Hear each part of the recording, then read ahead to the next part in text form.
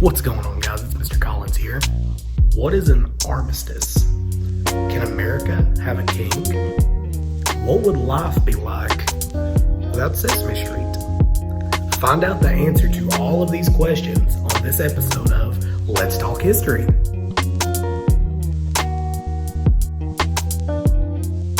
Starting off our first part of history this week, we got FDR serving his fourth term as President of the United States. We got FDR right here, very handsome fellow. Now, we have a constitutional amendment that states that no president shall serve more than 2 terms in the office of President of the United States. But this was not always the case, especially with FDR. Now, you got to look at the time. Going back all the way to 1932, you've got the election of 1932 between Hoover and FDR. FDR gets elected after the United States has already plunged into a Great Depression. People start to really like how FDR is handling the issues with the Great Depression, such as his New Deal and fireside chats. Fast forward further into his presidency, second, third, fourth term. He has leadership with us throughout the war, and he gets elected to a fourth term in 1944, but he dies about a year later.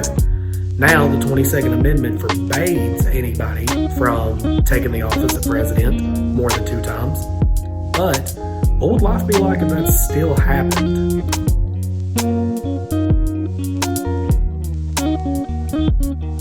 Alright, next up, we got November 8th, 1895, and we got the invention of X-ray.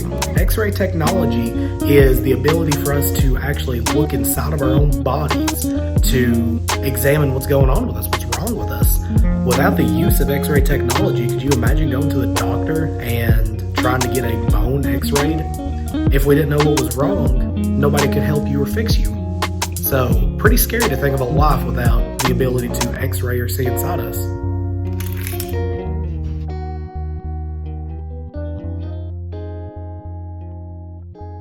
So coming into number 3, we have the Night of the Broken Glass. This happened on November 9th, 1938, and this is a time in Jewish history and German history where a bunch of Nazi sympathizers in Germany decided that they were going to take arms up against the Jewish community.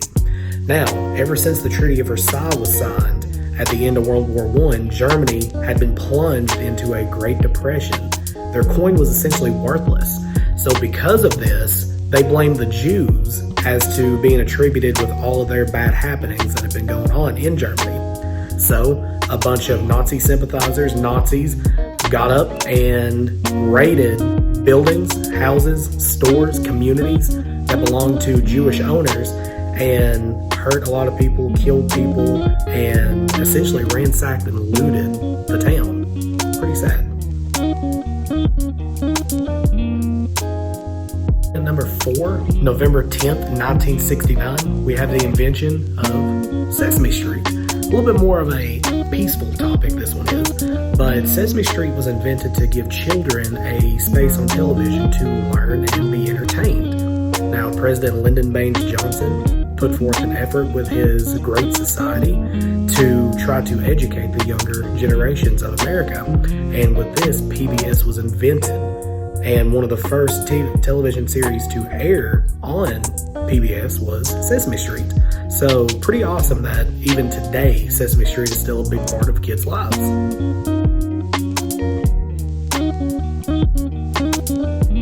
Last piece of history we have to talk about for this week, guys, is Armistice Day. Armistice Day is another name for Veterans Day, saluting the end of World War I. World War I was a pretty scary war for everybody involved. Take a look at the American people, who a lot of them have never been a mile away from their home, now being recruited into the military and sent overseas to lands that they haven't even fathomed before. At the end of the war, when the armistice was signed, the ceasefire, it was signed on the 11th day of the 11th month of the 11th hour. And it later became known as Veterans Day. So, pretty cool tidbit of history there. Thank you guys so much for hanging out with me on our very first episode of Let's Talk History. I plan to do so many more things with this channel, exploring some new topics, having discussions with students and other teachers, and I appreciate you taking the time away from your day to learn some history. That's what we all need to do. I hope you have a great day.